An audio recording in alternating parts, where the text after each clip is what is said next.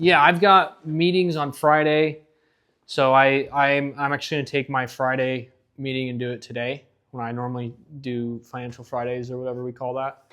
So that's why I really wanted to get everyone in here, go over some core things, and yeah, especially because we're taking tomorrow off. So new rule, right? We always have core every day. Sorry, I didn't tell you that before. There might be some days we don't have core. Never assume we don't have core. Just assume we do have core. And if you come in at 12:30 and you're alone, great opportunity to get some personal study in. But we'll typically always have core unless I say we don't, and that's probably my fault for every day I've been saying we do have core, just because I want to double check. So wrote it up there. Again, I post these online, so now you know. No one can deny that we have core. So everyone got their graded packets. I'm going to have you guys close those and set them to the side so that you can listen to me preach. Your packets are pretty good. If you want to see a perfect packet, look at Josh's. He got an A+. There's just a few things that weren't super clear. Like Ari, I feel like you're writing to me in your packet. Like your features and benefits are like, your handwriting's good, and they're like complicated and like professional. I feel like it's like in a college paper. These are just your script. So the words you're saying are going to be routed to your customer. So you shared like, I don't even remember your words, but they were like long, like we got this robust 25-year warranty that's going to prevent any sort of discomfort or uncertainty with the customer. That's great for me. I understand what you're saying, but everything in the script is going to be catered towards the homeowner in the language that we speak to them. And you guys all know the acronym KISS, right? Do you know that acronym, Chaz? No. You've never heard KISS? Like the rock band? No, it's a door-to-door acronym. Keep it simple, stupid. Keep it simple, stupid. Whenever you're saying too much, you're saying too much, right? Just keep it simple. When they give you an objection, that's another thing. I wrote it pretty clearly, and this is how I'm going to continue to grade it. So the objection rubric, right? How do I know? And I want to get everyone on the same page about this because eventually I want you to be training people, Ari. And I want you to train them this system so they can role play with you or Angel or Chaz. Everyone's practicing the same stuff. I don't want to change it up all the time. So I don't really care what people say. It just has to follow these three things. So the first thing you have is you have to have a neutralizer. So a lot of you, I think that maybe it was like your features and benefits were great. I feel like I just looked at your closes; they were pretty good. But I think the thing was Chaz. Chaz just had his overcome, and I think that Ari did this too. Like, hey, I'm getting a roof soon. And you guys gave me like 2 or 3 sentences overcoming that objection. Overcoming it is just a small point in overcoming an objection. What is someone really saying when they give you an objection? They don't trust you. They don't understand it. They don't understand. I like this, supply demand curve, right? This is where people buy. You have supply, you have demand, and then you have like value. All they're saying is that they don't see enough value. Like whatever you're selling, I don't want it. That's all they're saying. If it was cool enough, they would ask you about it. So every time someone says no, you have 2 options. You can increase the value or you can decrease the price. That's all they're saying is in the buying decision matrix, I don't see enough value or it's not cheap enough. We don't like to drop price. Who likes to drop price? No. What does dropping price mean? Dropping your Me. All right. Let's give it up for Angel. Thanks, Angel. So every time they say no, you have to increase the value. The way that we do that is with our features and benefits that are not complicated. They're simple. Keep it simple, sexy is what my guy taught me because he was nice to me. But features and benefits, and then there's no point in overcoming their objection if you don't close. So someone give me an objection. I don't want to buy panels. Sure. I wouldn't either. If I were you, I'm sure if you did, they'd already be up there. the reason people are looking in this program is it's not about the panels. It's just about getting on a lower rate for power. That way you don't have to worry about paying all this money to PG&E. Do you get your bill online or do you get it in the mail? Boom. He's thinking about buying now. Whatever he said, it's lost. Pixie dust, it's gone. So the first thing is, I know. Sure, it's a one syllable answer that shows I knew you were going to say that, and it doesn't change anything. And what that does is it buys you 5 seconds. Without a neutralizer, they like already thought they won. They're already shutting the door. So they're like, I'm not interested. I know. What? They're like, oh, that's all you want is like, why? How do you already know I'm not interested? And then when I overcome it, they might listen to me. It's not interesting, but it is important. And then feature and benefit. This should always be like, keep it simple, sexy. It also should follow the rule of cool, which means that it sounds cool. Now, that's the reason people are looking in this program is just put you on the lowest rate for power. That's the feature. What's the benefit? It's going to save you money, right? So you don't have to give all that money to PG&E. Now, if you give a feature and benefit but you don't close, what are you communicating? You're communicating that you're not really confident. So you have to just move on as if like, oh, that's nothing. Taekwondo, move into your close. And all of this should be a kickstart immediate reaction. And we should be able to role play it. I want to be able to role play it and have every single person, no matter what the objection, sure, your mom said the same thing, feature benefit, close. I want it to just be rote memory, instant. We saw from Marquise yesterday, he's got great talent, but he like Chaz gave him some feedback, he tends to say a little bit too much, right? So what it's going to help him do is just be super simple and move into that close. Okay, so everyone's going to get these packets as soon as they can. I'm going to grade those packets, and then we'll go from there. With that, I'm going to bring Joshua up. I'm going to have him talk a little bit about, come on. He was here for 45 days, and he didn't get a deal. And then he implemented this packet stuff, and now he's good. So tell us about that experience so we have your testimony, Joshua. Yeah, I wasn't in the deal for like 45 days until I really just became like a student. I was willing to learn. And you guys can even look at my notebook. I have like 6 pages worth of Tom grading after grading after grading, critiquing my pitch, my features and benefits, objection handling. And that brought me from getting like 1 or 2 sets a week to 5 or 6 sets a week. So it's really just kind of just dropping your ego, willing to learn, and be accountable, knock the doors you need to knock, and just keep moving forward. Yeah, so when you drop your ego and you're willing to learn, you get money. Yay! Yeah. Money. Give it up for Josh, guys. Come on. Woo! Thank you. Come on, Ari. You happy for him? You happy? Oh! Good. Make some money. Yes, sir. Okay, thanks, Yes, sir. Josh. You can go in, sit down, take a check with you, or put it on the wall. So, I don't know. Here's what I have to say, guys. Faith is a two-way street. Faith is a two-way street. I'm believing in all of you. I'm believing you in enough of you to give you advances, or give you housing, or give you cars, or move my meetings with my bankers so that I can make sure I have time with you to give you the training that you need. It needs to be 2 ways. I need you to believe in me. If you can't believe in me enough to do these packets and just learn my system, then you should just leave. Because we're not going to build a business where you don't believe in me, right? If it is like that, which has been like that with some people, and I fired them. Didn't matter how many deals they were selling. I fired guys that were doing 20 deals a month because they didn't believe in me. Because we can't have a house, no house divided can stand, right? So it's like either you're going to be a part of Bright House. Bright House isn't going to exist without me. I'm not going to not be here. So you either got to believe in me, or you got to go find a company that you believe in. And I'm fine with giving you recommendations for that. I'm friends with Castle Keeler. He works at Sunrun. They're super cool. They got lots of training. I go to the gym with him. We work out, he's cool. I don't care. I don't need you. I want you to be happy. I want you guys to find somewhere where you can believe in something and like go all into it.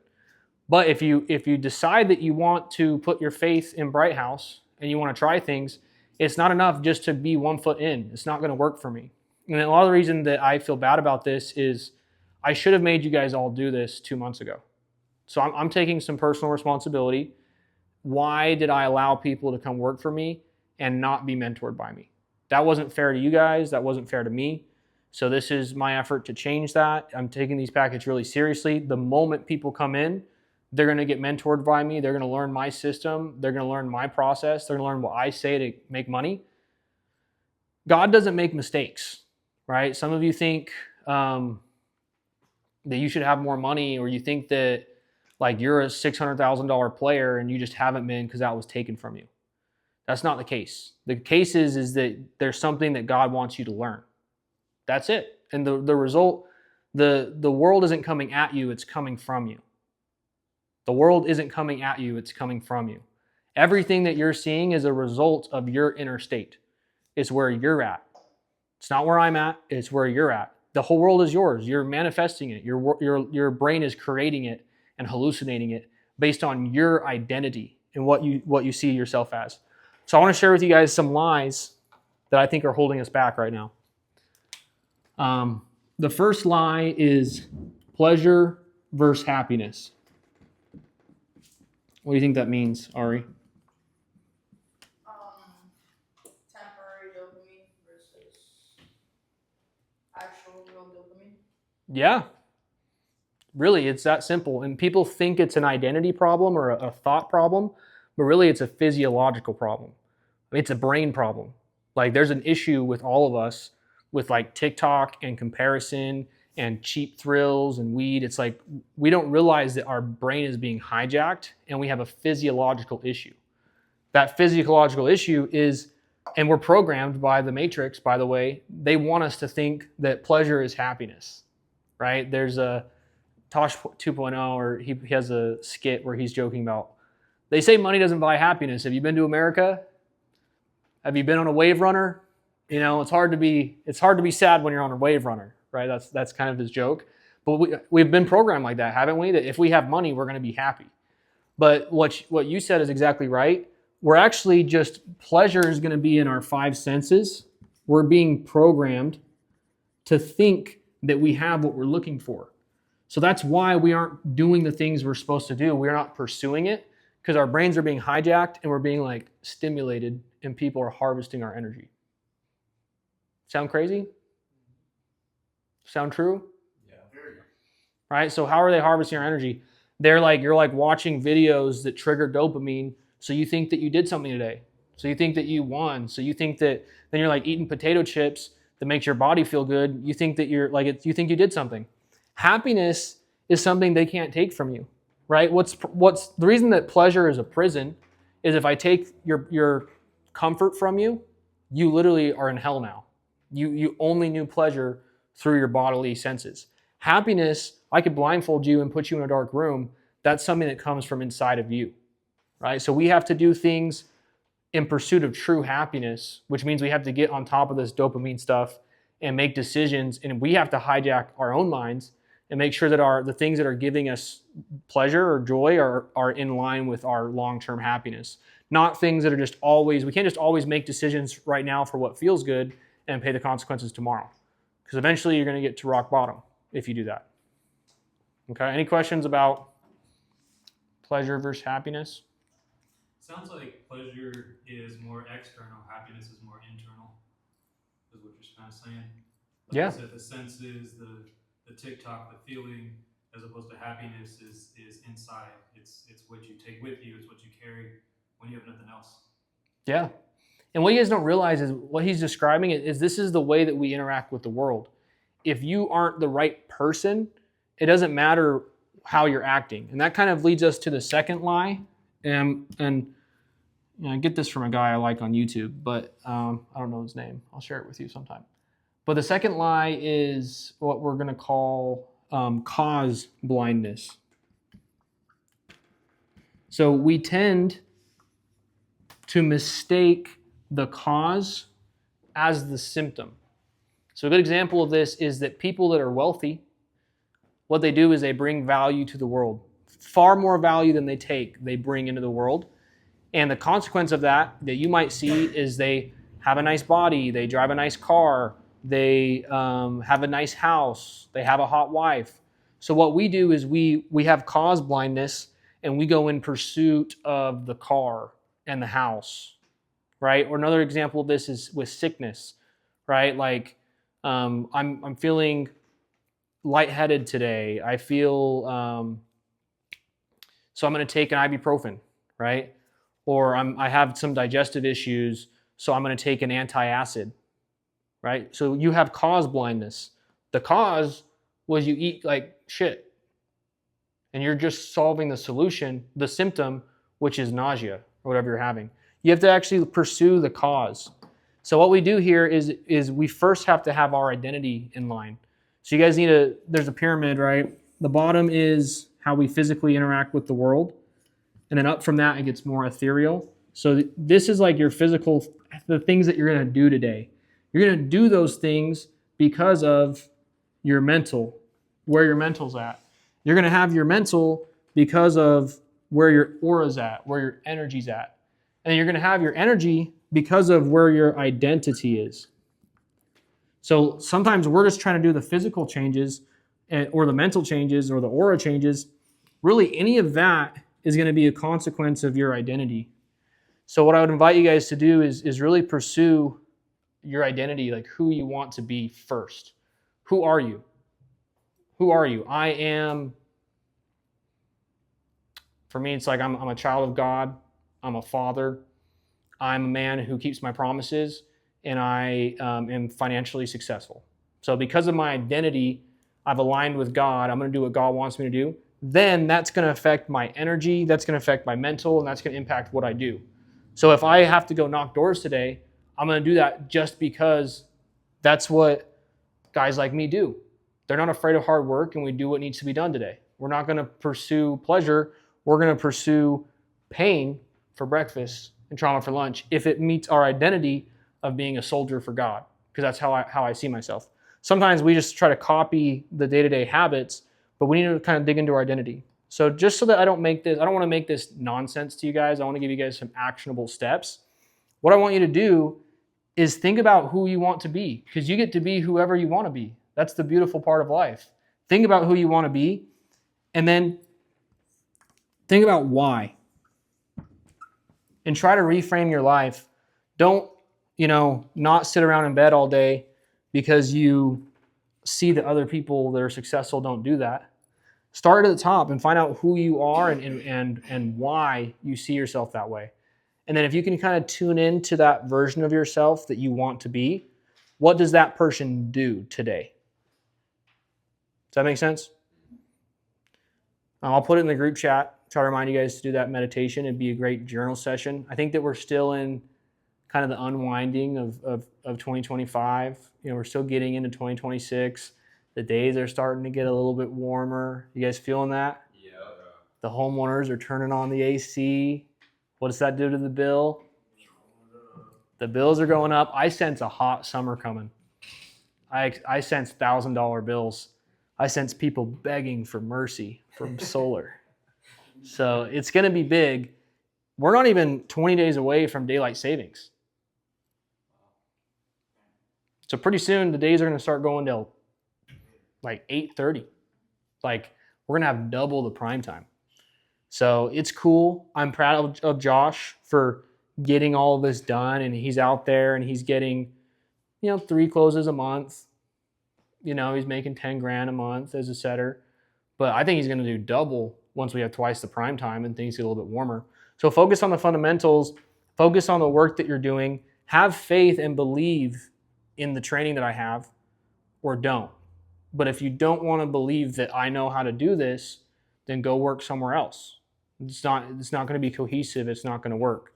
And with love, you can go, and with love, you can stay. It just depends on what you guys want to do and how you want to see things.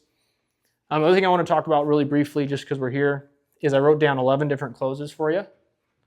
So if you're in your packet, everyone else kind of wrote these down while we were waiting for you guys, but I would take a picture of this, Marquise and Ari and Angel. Everyone kind of got this wrong. They were using closes like in-house. Like, is there any reason you'd be opposed to going solar? The closes that I want you guys to be working on are setter closes. So there's 4 things we try to accomplish as a setter. Once we overcome their objection and give them a feature and benefit, this close it wants to accomplish one of 4 things. One is we need to get them off the door, right? Because we're not going to be able to sell anyone on the door. So hey, get off your door. Second one is get them to the meter. Third one is get inside the house.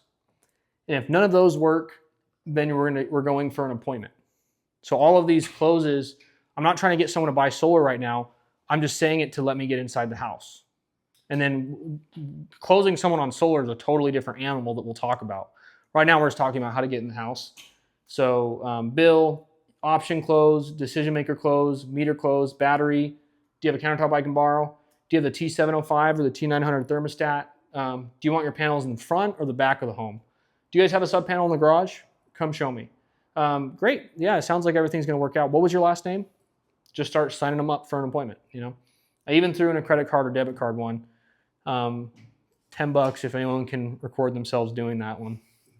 So it's like maybe you've tried all of your closes and you're going to say like, yeah. So as far as your solar payment, is that going to be credit or debit? Just see what they say.